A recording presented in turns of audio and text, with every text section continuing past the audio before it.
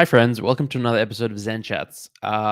Today we are speaking, or I'm speaking with the team from Podium, a really fascinating Web3 platform that is seeking to empower content creators in a really interesting, innovative new way, and really allowing creators at every level that maybe don't have hundreds of thousands of followers to monetize their content and have fans and supporters share in the upside if that content creator sort of takes off, and to support them and help them in again just an interesting different way using Web3 blockchain models that is not possible without the power of Web3. So we're going to jump into it, get straight to it, and I hope you enjoy.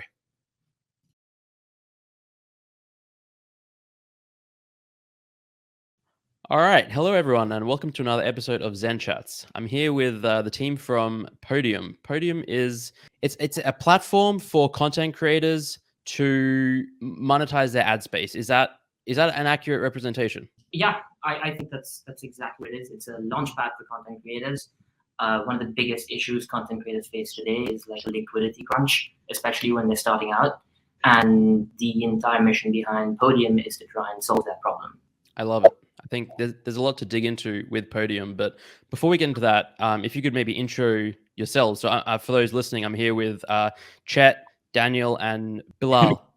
Chet, maybe if you begin.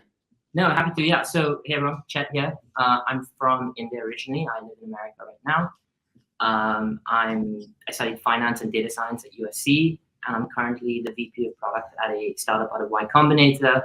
And I'm about to hand in my resignation in the next couple of days to work full-time on Podium. That is so exciting. And Bilal. Yeah, so born and raised in Jordan. I went to school in the States and I studied computer science at Yale. That's where I met Daniel, actually. I've been pretty much working in the AI machine learning space since, so a couple of startups, strategic operations, product work, and so on.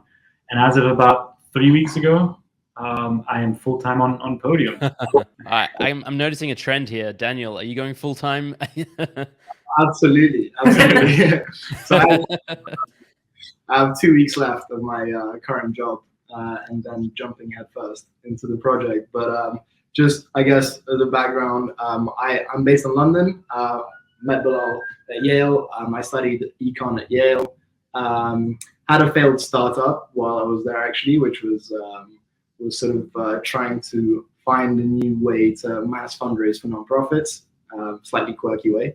It failed, but it was a very good experience to take with me and to actually sort of analyze it over and over and to understand what went wrong. That's definitely going to be put to use with Podium. And now I currently work in finance and in a hedge fund, and we invest in emerging markets, but that's done in 2 weeks.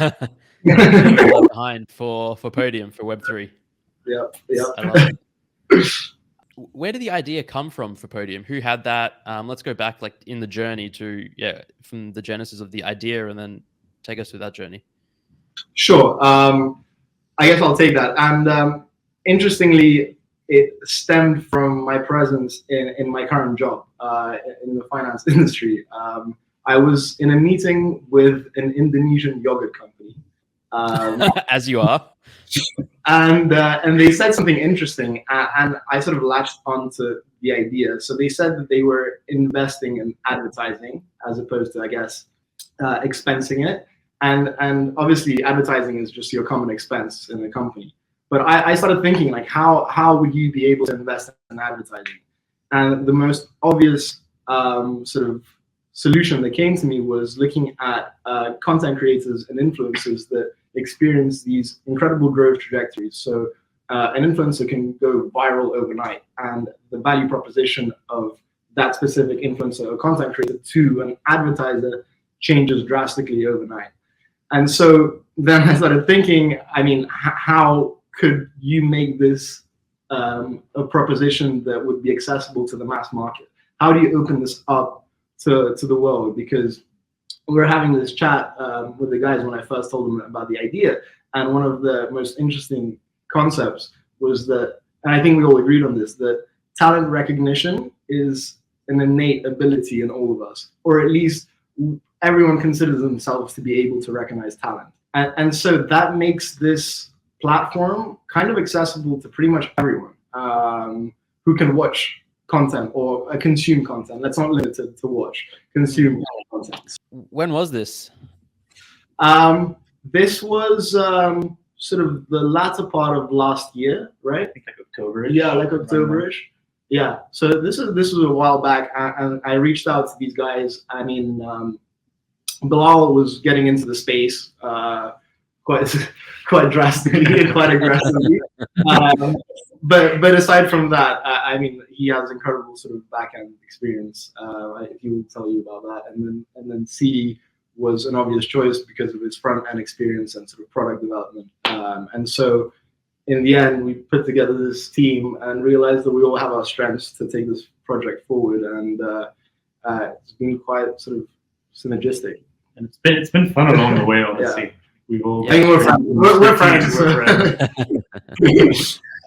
That's the best kind of like project when you're friends with the people. It doesn't feel quite like work. So, all right. So in like towards the end of last year, latter part of last year, you had this idea. What were your next steps? Like, how do you sort of envision this integrating with, say, NFTs or Web3 technology? Yeah, I think we thought about it a lot. So Chet and I have these Web2 jobs, right, or we did at the time. So the first the first thought that comes to mind is maybe venture capital, see how that would go, and try to raise a fund and do the more traditional startup route. But as we developed the idea and really chatted about it and thought about it more, it really made sense with the philosophy of Web3 and kind of the spirit of Web3 of ownership back to creators rather than big tech being able to monetize more so than the rest. From a technical implementation standpoint, NFTs just made a ton of sense, right? These are tradable tokens or contracts that you execute on. Everything's on the blockchain, verifiable. And it really just made sense to do an implementation in terms of NFTs. And then we thought about it a little further. We're like, how do we want to build this community? How do we want to go about developing this product? And that's really the beauty of NFTs, that you can build an incredible community around shared thoughts and common beliefs, essentially. We can get content creators on board through the ambassador program that we can talk about in a little bit. We can get people who will back those creators as well, and who have that capacity and willingness to do that, essentially. So it made sense from a technical standpoint, it made sense from a community building standpoint, and it made sense just overall in terms of product development.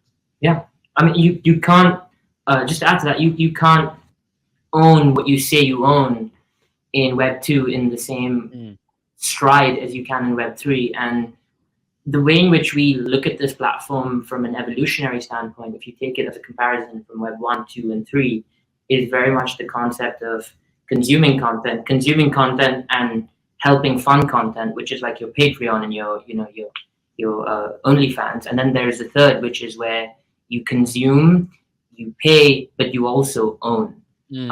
Enables a far more intimate relationship between the content creator and the content consumer. And that actually is a symbiotic relationship for both parties. And it solves some of the biggest pain points for people that are up and coming.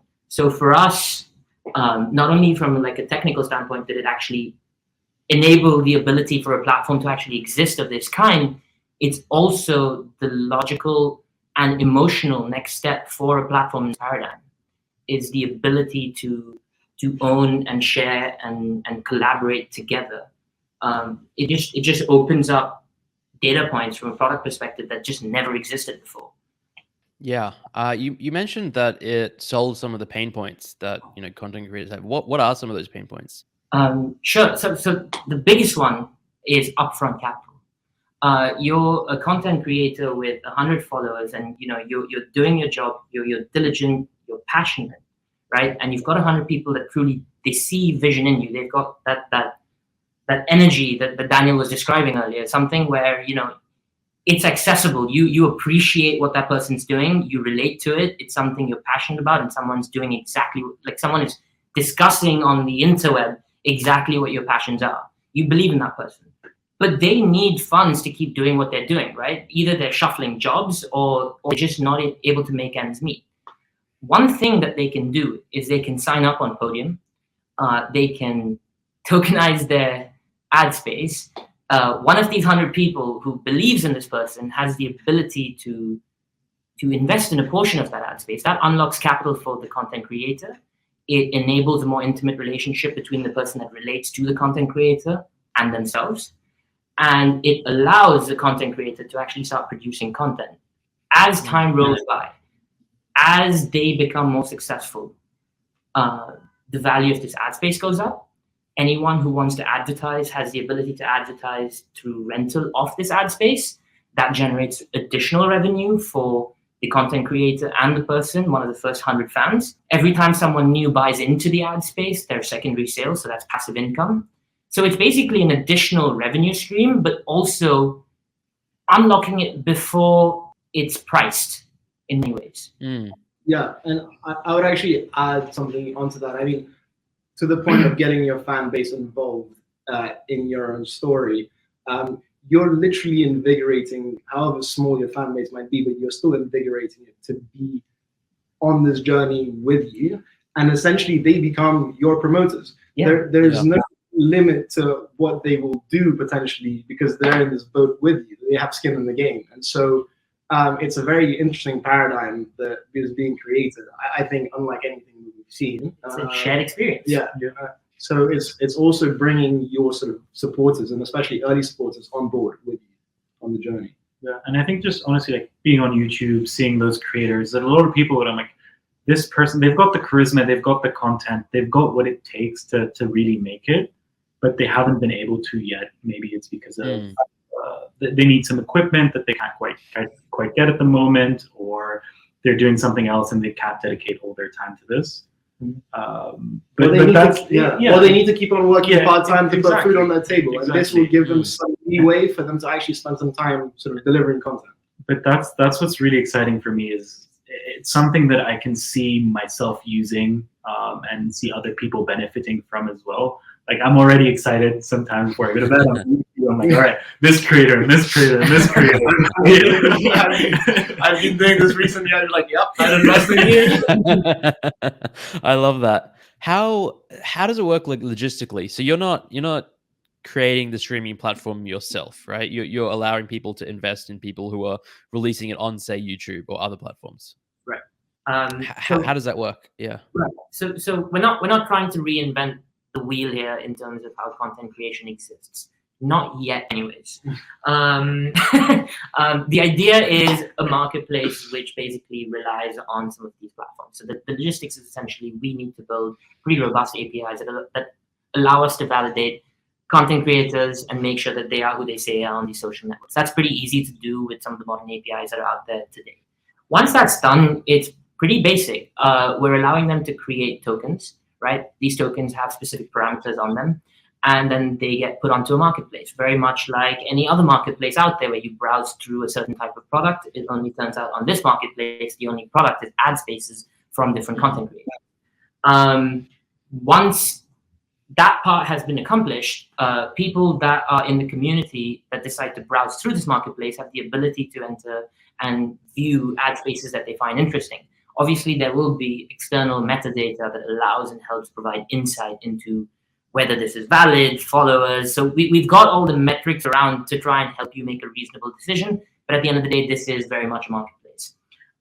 Once you do that, and once you decide you do want to, back a specific content creator through their ad space, and if the content creator's terms are agreeable to you as a person, as a member of the community, buying in essentially fractionalizes that ad space into its proportional amount. Every time someone additionally backs in, that gets fractionalized further and further until obviously it's no longer possible or it's no longer something that anyone's doing. And when an advertiser wants to advertise, they come onto the marketplace much like a community member. Instead of deciding to invest in or rent out the ad space to actually do an advertisement, they just go through the same flow to basically request an advertisement. Yeah, and they engage in talks with the content creator. That opens up an entire dialogue. So that's going to be a huge chunk of the platform. Is going to be enabling the process between an advertiser engaging a content creator all the way through to the execution of the advertisement. Another really big part of the platform is going to be things like dispute resolution to make sure that all parties are satisfied through the process. So in all honesty, the part that most people are going to actually interface with is the simplest part of the platform. The part that's going to get very intricate, but at the same time, we've scoped it out, is the ability to effectively manage the expectations of advertisers and content creators such that both parties are getting what they want in an efficient manner and in a happy manner. The idea is for this to enable, good business. Yeah, and I think the only thing that I would add to this is the parameters that I was talking about would be things like which platform, how long the advertisement would run for, where in the video or in the content it would be placed, and so on. Yeah. You sort of touched on it there in terms of like the dispute resolution. But so, yeah, I mean, one of the things that comes to mind is, so you buy some ad space and then the content creator goes on, and how do you ensure that, when they sell ad space, it's through your platform and to the people who have bought it, and not just say they just cut some other deal with someone else to release ads? There's sort of a two-part answer to that. The first, fundamental sort of element of tackling that issue would be ensuring that the contracts themselves are legally valid. And this is sort of new terrain for the space. There's still a lot of things happening in terms of smart contracts actually being legally binding. But we genuinely want to take this idea all the way. We've been having conversations with lawyers, encouraging. We're still having these conversations, but yeah. I'm very, very optimistic that we will be able to actually implement a legal contract as a binding sort of mechanism. If that doesn't happen, which everything is possible, the core sort of group of users, especially ones that are sort of looking at a specific content creator's ad space, they are that content creator's fans. Right. And so there is some level of reputation to be upheld within your fan base, and you don't want to disappoint the guys or girls that have tried to support you, in your early stages of development, and then you go and sort of don't reward them for it. So there's also that second layer that is reputationally upheld. Yeah, that makes sense. And there's like a little element of trust, right? If you're buying the ad space of a content creator because you believe that they'll produce good content, presumably you're a good human and will uphold their end of the deal and all that kind of stuff. And there's also a little bit of risk involved with that, as there is with everything in this space and in life. And there's the legal contracts as a fallback as well. Right. Yeah. Yeah. So it's like a legal requirement essentially. Yeah. I mean, to summarize it, the way in which I see this kind of playing out is we are in touch with lawyers for two things. One is embedding actual legal contracts onto each token, right? That's going to be there. Two is trying to figure out how we can make the contract a contract. So that's what we're working on now. And then three is what Daniel said, which I actually think will be the biggest, let's call it, factor in dissuading any bad actors in such a platform. Look, at the end of the day, this is a marketplace. So we can do is build parameters to prevent such things, but bad actors exist everywhere, and this will happen. So when it does happen, we'll have flags on the system. So we already have processes for how we're going to scrape to figure out if that happens. Like Daniel said, people that are percentage owners of said ad space will be very acutely aware the minute there's an advertisement that they haven't received revenue from when it's on the platform. So there is it's one of those things where you can do wrong, but you will be flagged, and you will there are repercussions for doing it. So the idea dissuades you from doing it. And you can't really advertise in secret. Yeah. Defeats the purpose of it. Huh? Secret, subliminal advertising just gets people in their dreams. Yep. I joke, but maybe one day we'll be there. I hope not too. I remember there's a Futurama episode. Yeah. So, yeah, where is the project now? Like, where is the platform in terms of its developmental cycle? You had the idea late last year, and now we're in getting towards the end of March. Jeez, this year flew. But where is the platform? Can creators use it yet, or how is it? Yeah, so not quite yet. The platform is under development, and what I'm focused on a lot now, and we do want to talk about this a little bit actually, is the Genesis NFT collection.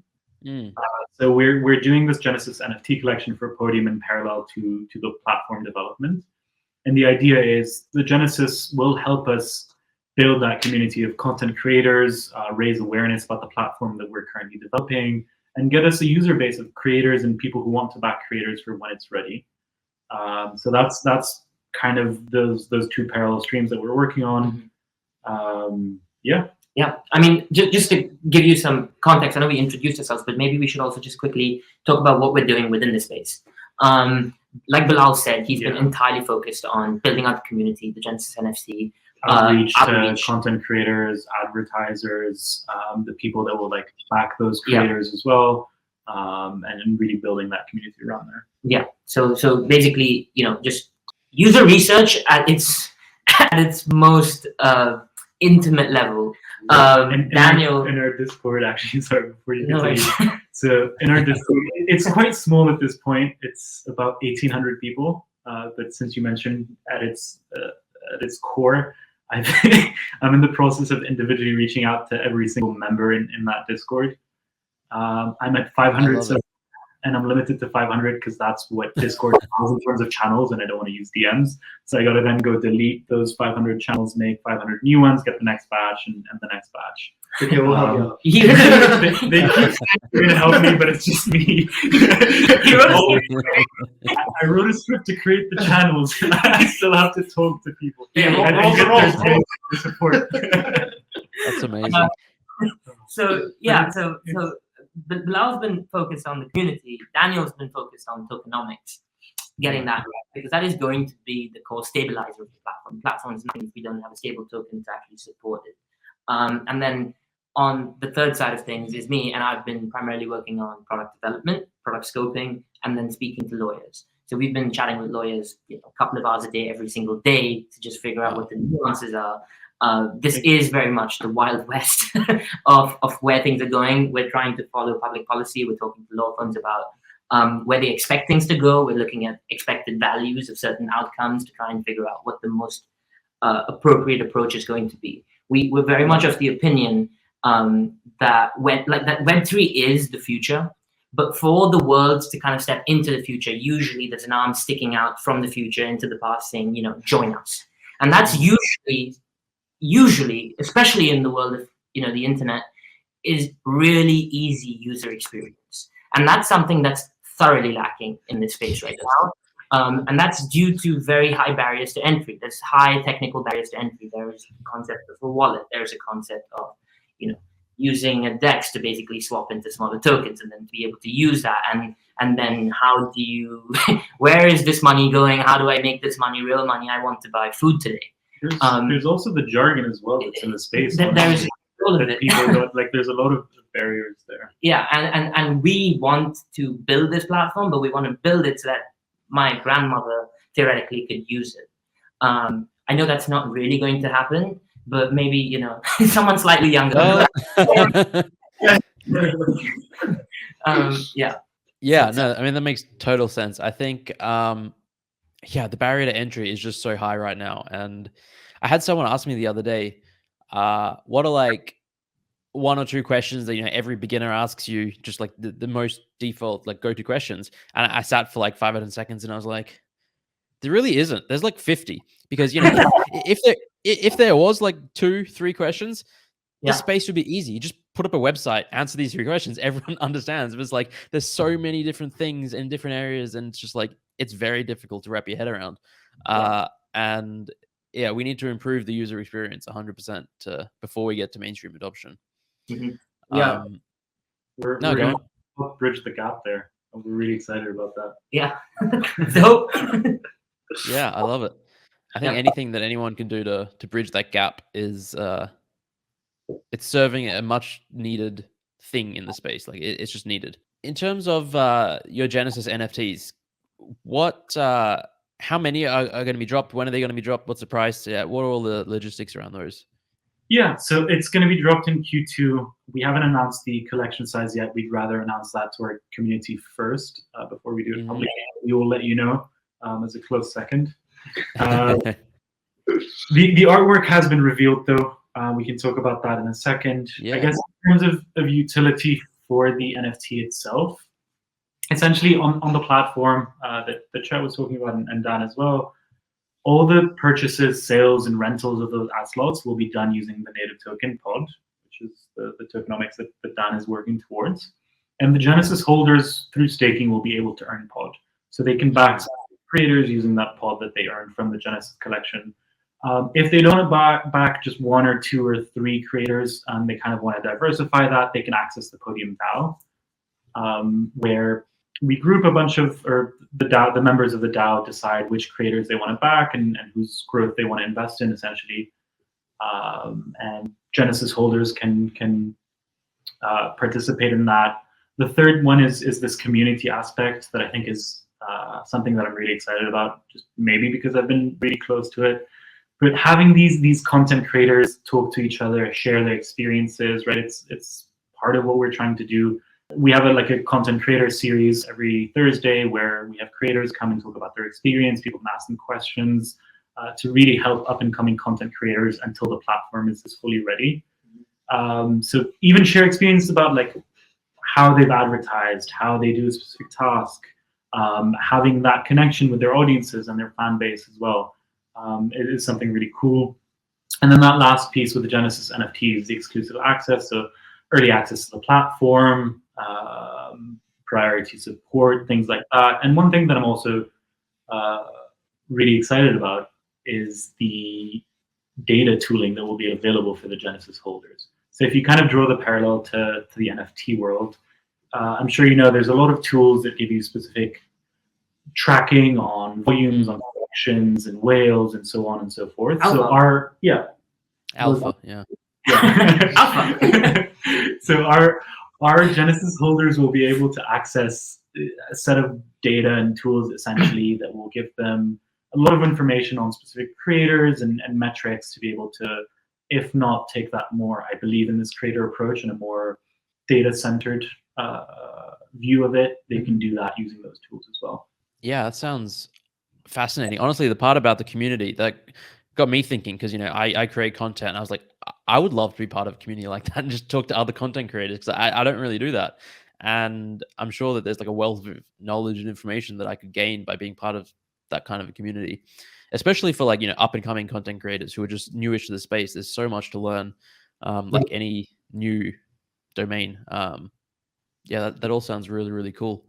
I was just going to say one cool thing that we saw happen, for example, on our episode last week is, so we've got these episodes hosted by Lord. He's an incredibly talented podcaster, essentially, and he helps us host the spaces. He once actually did a 24-hour marathon to raise funds for a good cause. So we were interviewing Scar, who's in the music industry, and then they just kind of hit it off, and they're going to meet IRL now. And I like to think that it's thanks to Podium, and they chatted, talked about the best cheesesteaks. Yeah, exactly. Cheesesteaks, essentially. So you really do get that aspect of community, and not just the collabs that you can do with other creators that would be really cool, but just what you were talking about. So we saw that happen already, which is what we're trying to do with that creator series. And I keep saying excited, but I am really excited to see how this develops even further. And I do think we want to take this forward into the platform itself. So this element of community will manifest itself in the platform. And we won't reveal too many details because they're being ironed out, but the holders of an ad space will have exclusive access to a tree in one shape, one way or another. So be it via chat, be it via something else, they will be able to sort of interact. And so if there are up and coming content creators that are buying into an ad space, they might get access or some good bits of advice to take them further on the journey. So the sort of benefits are not constrained by just the material stuff. Yeah. Sorry, I think I interrupted you when you had a No, this is all great. I was going to take it into another direction.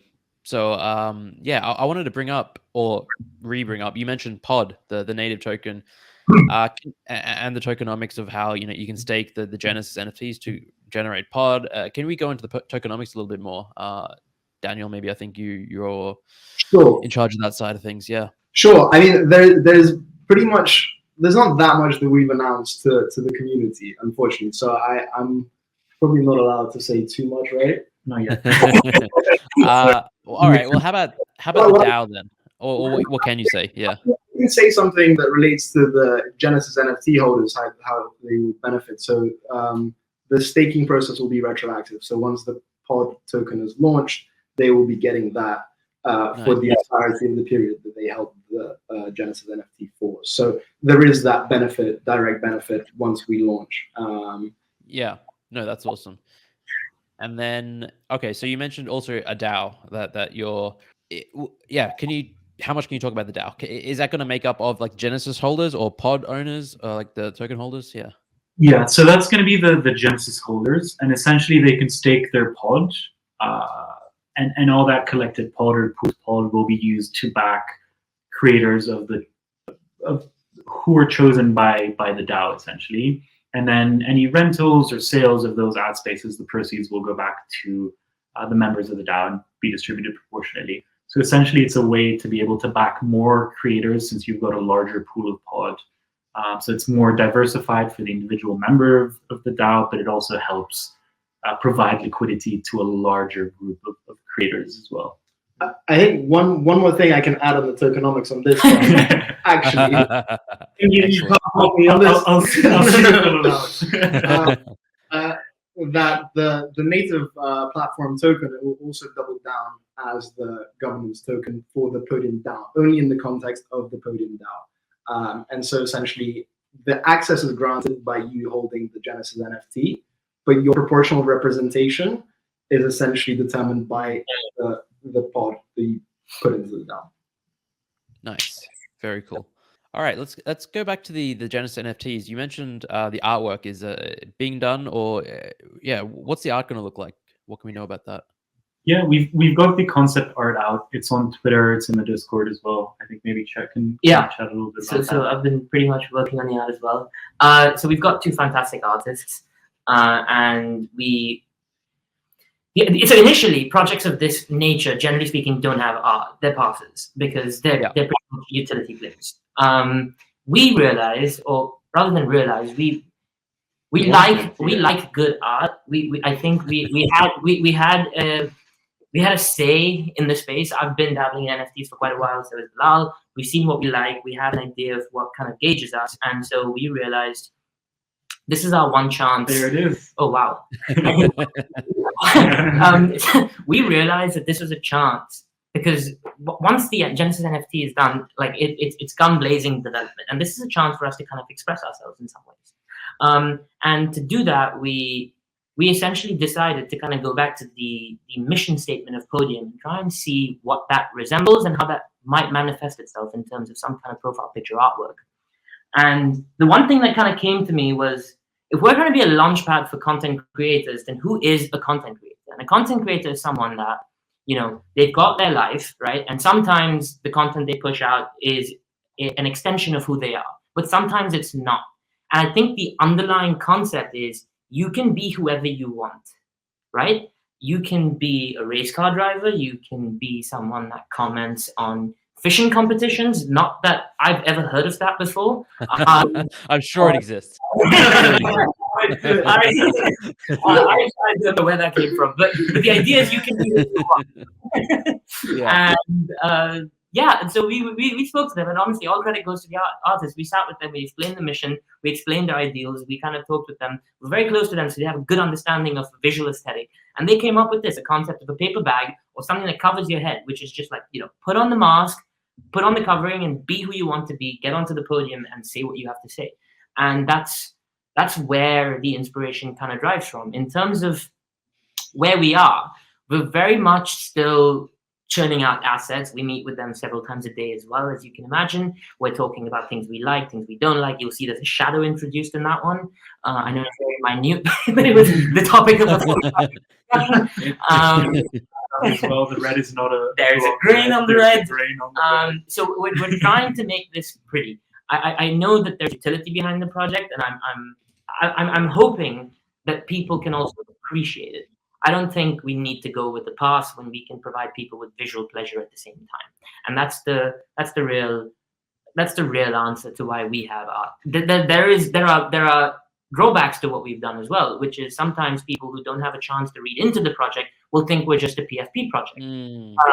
That's why our bio says not your typical PFP project. And we're dealing with that from an engagement perspective, because we want people to know that, like, this is both. We're trying to build a product, but we want you to have fun and have visual pleasure along the way. We want to stimulate you in the right senses, and that came off really weird.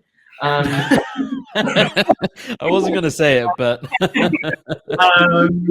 but yeah, that's all we have to say on the art. I think if you take nothing away from this, it's going to stimulate you in the right senses. No, I love that. I love that you decided, you wanted to do art, because there's so much power to art, and it can portray and represent so much more than just a generic membership pass. And I think, you've clearly put a ton of thought into it, and it looks great, honestly, from the sneak peeks and the previews. And I think it's it's a great route to take. Yeah. Thank you. Funny story. So if you'll, and you don't have to put it up on screen, but the PFP that we have for the Podium page is one that Chet really liked. But I really wanted to show people because I also really like it. So I had to fight him to allow me to use it as the Podium PFP. Yeah. So we had a little dispute on that one. It's great. It's like a little alien space. Like, I mean, to me, it seems like an alien because of the eyes. But yeah, it could be. It could be open to interpretation. Yeah. Open to interpretation. Yeah. Yeah, I'm really, really glad you like it. We've been debating whether, the feedback for it has been positive or negative, but I think overall it's been quite good. Yeah. No, that's really exciting. So yeah, what else is in the works? It sounds like you've got a lot. You've got the DAO, you've got the token, you've got the platform. Are you sort of working with creators at the moment, or are you going to wait to onboard them later down the line? Yeah, so right now the work we're doing with creators is this ambassador program that we have. And the idea is to help raise awareness about the platform, but also have that communication with creators and check in with them and make sure that they understand what we're trying to do so they can really help us spread the message. So we've got really talented people like Dope Oxide, Non-Fungies, Crypto Gorilla, Lore Lord, and a lot of other just people that create this wonderful content that's out there, whether it's on YouTube or some other platform.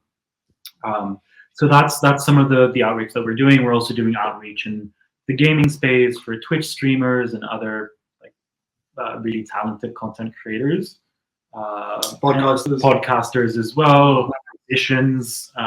So we're trying to vary as much as we can in terms of ambassadors and outreach, who we talk to in terms of content creators. And right now we're looking at larger folks that are able to really help us put the platform in front of as many people as we can. But in the Discord, we also have this fun role as well for anyone who's a content creator. You don't need to have, there's no minimum amount of subscribers or followers that you need to have. You just need to be able to prove that whatever account is yours. And we today, someone had, I think, 1.5 million subscribers on some platform. Another person had 50, right? And then you enable them to chat with each other and share their experiences and help each other there. So there's that macro level outreach and the more micro one now, and then down the line, obviously, a more persistent communication and outreach to other creators in the space. Yeah, I mean that's it, right? The idea is we have a mission, right? Or we have ambitions to satisfy we have virtues, let's put it that way. And the idea is to try and satisfy those virtues at every stage of development. And I think that's the main reason we took the NFT space as our way to bootstrap the development for this product, is the ability for us, it's the ability to actually understand very well who our community is, so that when we build this product, it's aligned as closely as it can be towards their interests and their needs rather than what we think they are. Two is, along the way, we're enabling certain communications of this kind to happen without the actual existence of the platform at this point in time, which is also in some ways trying to help content creators. And then, so for us, it's just been due diligence, outreach, and build. And I know that, if you look at a venture capital model, usually you need a ton of due diligence in place. You need a deck. Right? You need to have conversations. You need your market research. You need to have everything together. And one thing I've seen in the space is that people don't always have that. They'll raise the money and then they'll try and ascertain the validity of whatever it is they're trying to do once they've raised the capital. to me, that's a misallocation of resources. That's asymmetric operation. We're still almost thinking of it as like a VC fundraise, in that we will need to have all of that stuff ready by the time we're sort of offering some kind of participation in our project, right? So we're holding ourselves to that standard, and so even though it's not necessarily required in the conventional sense of, like, let's say an NFT project's development timeline, we're holding ourselves to very specific and very different standards for what we want to have prepared before we agree internally whether or not the market's ready for it to move forward to the next step. Yeah, and also, honestly, how we hope the space will move in the future. Sure. I've already seen a lot of this with different projects and how successes are changing. So it's something that's really exciting that's going on in the space, and we want to kind of continue doing that and lead that to the next phase. Yeah. So yeah, there's a lot going on over here, and we're just, I for one am thoroughly enjoying the process, because we're able to speak to so many people. We get to speak to people like yourself, which is such a pleasure, because it gives us unbelievable insight. Even if we're talking about people that make podcasts about, fishing competitions, like, that gives me insight. And that helps frame in very weird ways the way in which you design a nav bar. It helps you try and understand how people are thinking about the navigation, where should what go. And that's a very minute but not irrelevant detail, but it just frames your context, because I'm coming from enterprise SaaS. I build operating systems for internet service providers, right? That's where I'm coming from. Skill set's the same, context is a world apart.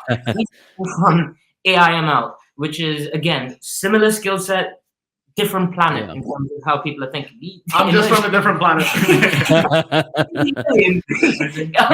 This is you, Daniel.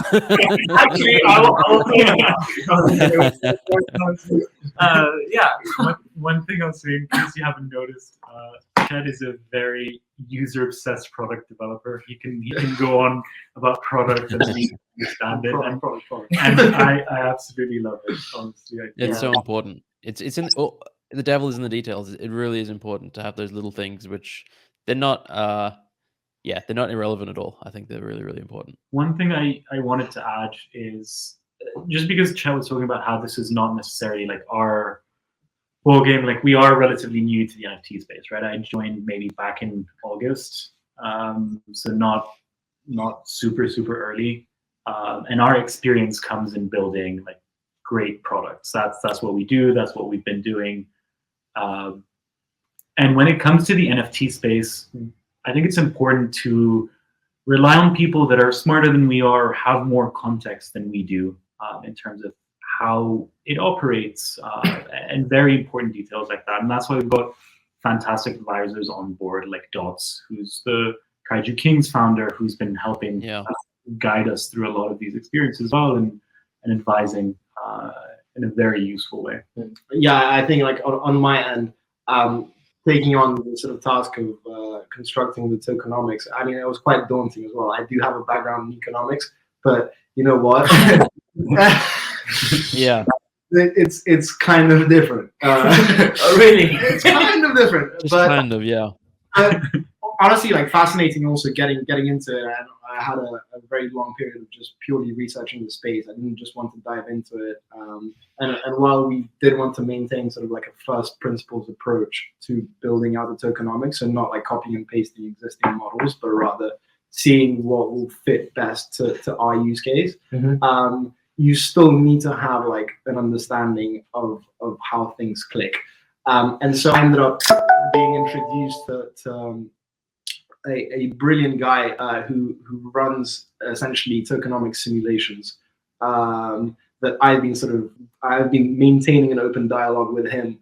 And so these little connections and all of these advisors that we have on multiple fronts, I'm also sort of trying to bring on board potentially, and I'm not going to say the name right now, but it's one of the top sort of academics, economists in the world, but he's actually one of the authorities on crypto right now.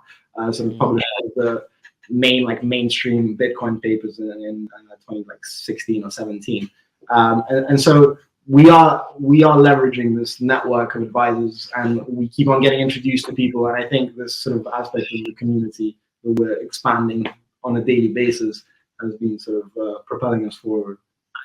I mean, I couldn't agree more. I think that even our community managers and moderators are teaching us something every day. So much. Oh, so much. Shout out day. to all our community managers and moderators, honestly, as well. Like, the humor. We're working with 40 people smarter than us, which is the best thing to be in, because it's the only way is up. So we're down here. Yeah. I find myself in this position where I'm like, I have this idea, I run it by them, they have ideas that they present to us. On the tokenomics, was there any particular project or a couple of projects that you drew a lot of inspiration from, or is it really just a ton of different sources that you can't really point to any? A ton, honestly, a ton of different sources, because that just goes back to my point of saying we don't really want to copy and paste something from a project, because very likely that they copied and pasted themselves. Yeah. But then they copied and pasted to fit their use case. And so it's more so sort of identifying little elements, little mechanisms, these institutions being put to various different uses, and seeing whether that can be adapted to fit our use case, and sort of playing around with it, adapting it, seeing what works. But it's, I wouldn't want to call it sort of like a Frankenstein, but at the same time, I don't want to say that this is going to be sort of just entirely conceptualized and created by us. Take inspiration. I think that applies to everything. It applies to art, it applies to most things in life. So absolutely, there is a lot of inspiration going on. Nice. So a question I like to ask everyone, and it can be tough, but it's like, where do you see Podium in 10 years? Wow, that's a great question. So, can I try? Yeah. Okay. I mean, we can all give our take. Sweet. Look, so the context of our entire discussion today has been relevant to what we're trying to build within the next 8 months. It is my fervent opinion that the ability to build on top of that is something where the opportunities are endless. And that happens with any marketplace model, is that you build something for several types of stakeholders, and then you try and figure out how you can increase the quality of experience for each stakeholder by developing further in that niche. One of the most obvious things is, will we be creating, and you asked this kind of earlier on, which is, will we be a website or a platform which allows you to actually create content, or will people be consuming content on your platform? I haven't done any, and I'm trying to be entirely transparent here. We have done zero research into whether that's feasible or not, because that is a gargantuan task. That's something that can be analyzed. Can we increase further the quality of collaboration between people that create content and people that consume content? Absolutely, yes. Can we increase engagement through data that we receive through engagement on our platform within an ad space? Absolutely, yes. And these are like 1.5 year milestones. These aren't 10-year milestones. 10 years from now, I don't see a reason why this isn't the one-stop shop for any type of content creators like paradise. You log on to Podium, and everything you need to do, whether it's consume content that's directly relevant to you, you create content that's directly relevant to the people that you're creating it for. Advertisers know exactly who they want to advertise for, and they can find it with 99% engagement. I mean, these are all ridiculous numbers, and I don't know if that's going to happen. But that's the dream, right? Is to increase the asymmetry in some of these processes. As any industry gets more and more formalized, and you see this from if you look at the Industrial Revolution and how that kind of formalized certain logistical processes around, hardware manufacturing, the same thing goes with increasing processes in the software world. And I think in advertising, there's a lot of asymmetry between the amount of money an advertiser spends and the amount of people that actually resonate with what's being advertised. And that's a huge asymmetry. If you look at advertising spends last year itself, the numbers are absolutely mind-boggling. So trying to reduce that gap so that every person is receiving what they want to receive, not what's being thrown into their face. There are so many times at night, I'll tuck into bed, I'll try and watch a YouTube video, even if it's a podcast, and I see some nonsensical advertisement about something, like skin removal cream, and I don't want it. I don't need to be. So I think 100% is when, like just a singularity. Everything goes into it. That's my answer. Yeah. I mean, that all makes sense to me. I'm really excited about how it can happen, and there's so many different possibilities. But honestly, I don't know, because and the way I view it is, if you ask someone 100 years ago, what technologies do you think we'll have in 100 years? I don't think anyone would really fathom. The large majority of people wouldn't have predicted what we have today. And that's kind of how I see Podium in 10 years. We don't know how it'll develop. And I think that's what Chet was saying. There's so many potential avenues for it. And I think that's one of the really, really exciting parts of it for us, is we know right in this long term, which is a few years, what it's going to look like. Mm-hmm. But we don't know how it's going to develop afterwards. And there's just so many opportunities and different arenas that we can tackle and explore, that it's something that I'm really looking forward to. Mm-hmm. Yeah, I mean, I probably also don't have much concrete stuff in terms of 100-year forecast, but I like to imagine this Podium as sort of a snowball that over time will build up, and this ecosystem will expand based on different use cases that we're adding on. And we have so many of these discussions when we're sort of like deliberating on platform functionality. We're like, oh, wouldn't it be cool if we added this? And we always have to be like, yes, but not. not Add it to the list. Add it to the list. Yeah. Me too. That's exciting. Yeah, I like it. It's going to be it's a snowball where people will go to get their skin removal cream. All right, this has been so wonderful. Is there anything we haven't touched on that you want to go into? Not necessarily. I mean, I think that's good. We touched on the genesis. We touched on the product. We touched on the art. One thing that I would explain or like clarify in terms of the platform functionality itself is that sort of the ads that we're targeting, they are the ones that are embedded within the content. And now, financially speaking, why we are targeting this is that a content creator will end up getting 100% of those advertising revenues if they directly agree with an advertiser upon like a certain ad spot and upon a price. When YouTube does their automated ad sort of processes, where it's a revenue sharing agreement, I mean, oftentimes it ends up being more than 50% being taken by YouTube. Mm-hmm. And that is the case with big tech. And that is kind of an overarching theme that Bilal mentioned earlier on. The big tech are these unbelievably powerful entities that just get too much freedom to take something from individuals, right? And in this case, content creators. And so one of our big goals as well is to target that specific area and allow creators or incentivize creators to actually do those embedded ads, take most of this money. And so we're trying to facilitate a process where that is encouraged. So we're providing incentives for creators to sort of advertise in such a way. I love that. Yeah, I think, I mean, that's sort of like at the heart of what Web3 is, like cutting out the middlemen, cutting out the big tech people, and bringing the power back to the creators and the community members and the people. Yeah, exactly.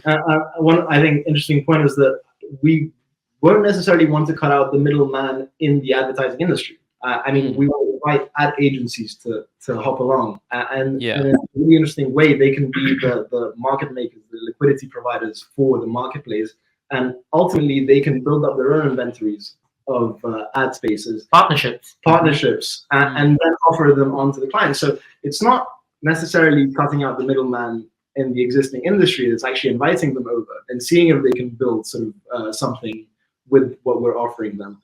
But it is cutting out the technological middleman. Yeah, definitely. Where can people find you? What's the best way if people are interested in learning more about Podium and what you're doing? Yeah, so on Twitter, we're at NFT Podium. We've got a website as well that's live. Beautiful website that Chet worked on. It's podiumnft.com. So any of those, we're super responsive to DMs. And then we'll open up the Discord every once in a while for folks that want to join there. We can open it when you push out the video for it if you want to coordinate that. Yeah, that would be great. Yeah, we can definitely do that. Yeah, we'll post all those links in the description below, and then yeah, we'll make sure that the Discord is open for a period. Yeah. Well, Cheers. thank you all so much. It's been fun, honestly. Just it's been fun chatting about NFTs and Podium and skin removal cream competitions. Yeah. Really appreciate it. Thanks for having us. Yeah, Thanks for having us. It's been a pleasure. Wonderful.